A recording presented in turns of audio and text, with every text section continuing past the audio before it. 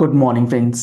GST platform के YouTube channel में आप सभी का स्वागत है। जी हाँ friends, as a GST accountant, as a GST return filer आपको अपनी एनुअल रिटर्न से पहले एक बेहद इंपॉर्टेंट वर्किंग जो है इस बार 24-25 के लिए करना है।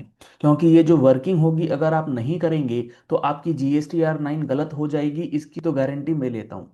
100% गलती जो है वो होगी इस बार की GSTR 9 में। अगर ये नई तरीके की वर्किंग जो इस बार की फॉर्मेट के अंदर चेंजेस किया गया है जिसकी वजह से आपको ये चीज़ें करनी है।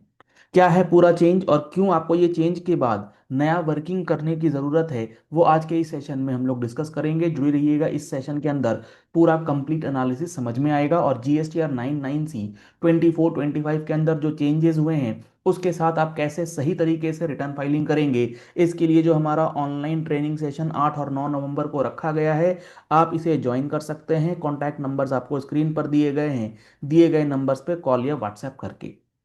अब जो चेंज है उस चेंज का इम्पैक्ट क्या है और किस तरीके से आपको चीज़ें समझनी है, वो आप इस तरीके से देखिए कि मान लीजिए आपने GSTR 3B की रिटर्न फाइल करी है 24-25 के लिए, और GSTR 3B में और GSTR 3B के अंदर जो रिटर्न फाइल होती हैं उसमें आपने ITC क्लेम कर लिया है टेबल 4A5 में। मान लीजिए एक इनवॉइस है जिस पर 1 लाख रुपए का टैक्स लगा हुआ है, उस 1 लाख रुपए के टैक्स का ITC आपने क्लेम कर लिया। लेकिन अब उस आईटीसी को क्लेम करने के बाद या उस आईटीसी की एलिजिबिलिटी आपको 24-25 में मिलेगी या नहीं, ये डिपेंड करता है बहुत सारे रूल्स पे। अब इस आईटीसी को लेकर के आपको दो तीन बातें जो है वो ध्यान में रखनी है। वो क्या? मान लीजिए जो ये गुड्स आपने खरीदे हैं, आपके GSTR 2B में आईटीसी तो आ गया क्योंकि सामने वाले ने GSTR 1 में अपलोड कर दिया, लेकिन ये गुड्स आपके पास एक्चुअली रिसीव ही नहीं हुए हैं 24-25 में, और ये रिसीव एक्चुअली करे गए हैं 25-26 में। तो आईटीसी आपको मिलेगा नहीं 24-25 के अंदर, भले ही ये अमाउंट ऑटो पॉपुलेट हो जाए आपके 4A5 में।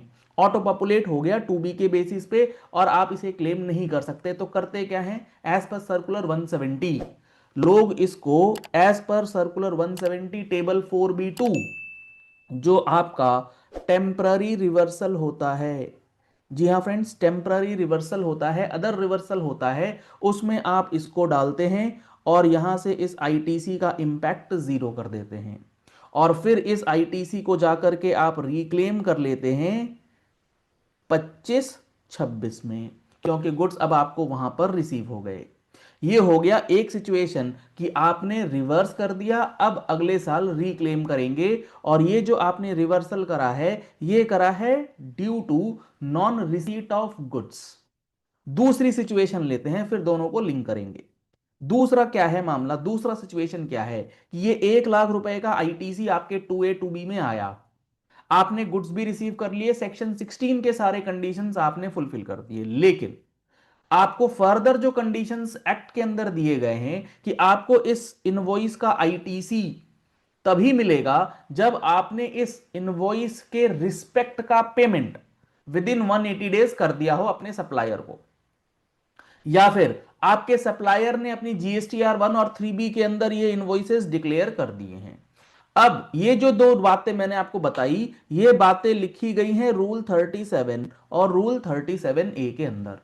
अगर आपको डिटेल में समझना है एक एक सेक्शन एक एक रूल, तो आप हमारा जीएसटी का फुल कोर्स 2026 बैच जो जनवरी में स्टार्ट हो रहा है, आप इस ऑनलाइन लाइव कोर्स का बेनिफिट ले सकते हैं, जिसमें 180 प्लस आवर्स की क्लासेस आपको दी जाएंगी।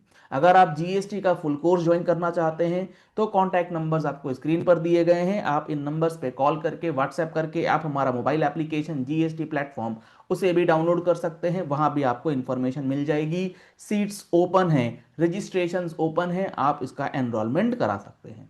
तो रूल 37 37A के वजह से मान लीजिए ये 1 लाख रुपए का आईटीसी आपने रिवर्स किया, जब आप GSTR 3B की रिटर्न फाइल करते हैं तो चाहे वो आपका रिवर्सल 37 37A का हो, या फिर जो मैंने आपको पहले एग्जांपल दिया था कि आपने गुड्स रिसीव नहीं किए, अदर देन 37 37A की वजह से भी रिवर्सल होता है।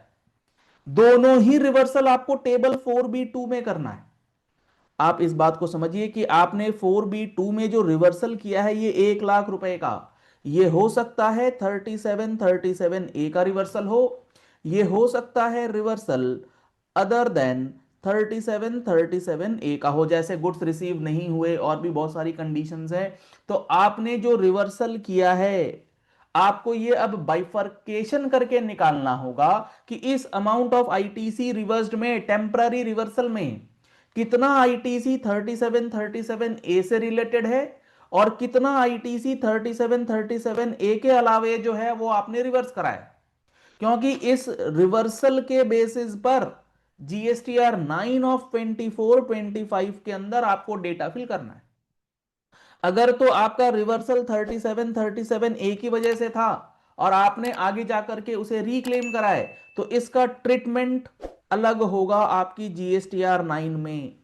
भले ही आपका सेम टेबल ऑफ 3B है, लेकिन जीएसटीआर 9 में अलग अलग ट्रीटमेंट करी जाएंगी। अगर ये अदर देन 3737A का रिवर्सल है, तो इसका ट्रीटमेंट जो है वो अलग तरीके से किया जाएगा। तो ये वर्किंग अगर आप नहीं करेंगे और आपने ये 1 लाख रुपए के आईटीसी का सही बाइफर्केशन नहीं करा, तो आपका जो ये जीएसटीआर 9 का न्यू और अपडेटेड ट्रीटमेंट है वो गलत हो जाएगा। ट्रीटमेंट क्या है, ट्रीटमेंट क्या चेंज करा है गवर्नमेंट ने?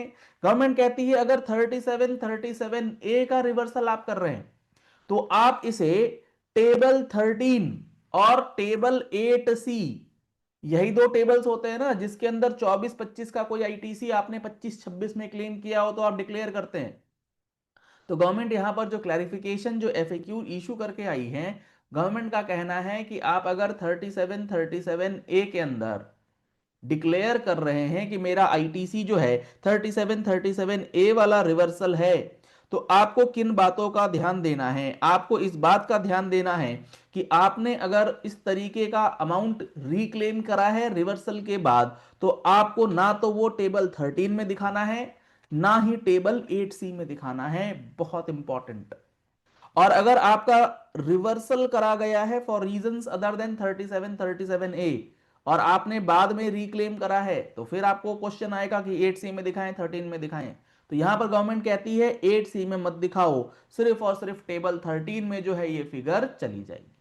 तो ये सारा जो कैलकुलेशन है ये आपको करना है और अकॉर्डिंगली डेटा डिटरमाइन करना है, कितना अमाउंट ऑफ आईटीसी रिवर्सल जो है वो आपने करा है, और अकॉर्डिंगली अपनी जीएसटीआर 9 के फॉर्म को करेक्टली फाइल करना है। और इस बार का जीएसटीआर 9 और 9C जो है वो मेजर चेंजेस के साथ है, वो आप सबको पता लग गया होगा। तो आप अगर जीएसटीआर 9 की क्लास ज्वाइन करना चाहते हैं, तो जैसा कि मैंने आपको बताया, ऑनलाइन ट्रेनिंग सेशन 8 और 9 नवंबर को इवनिंग में 6 to 9 के लिए स्टार्ट होगा।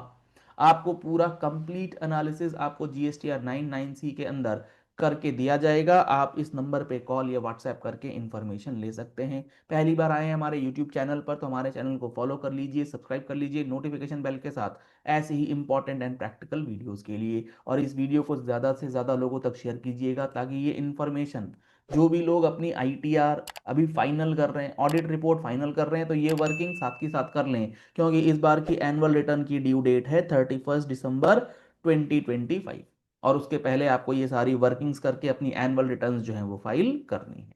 Thank you and have a nice day.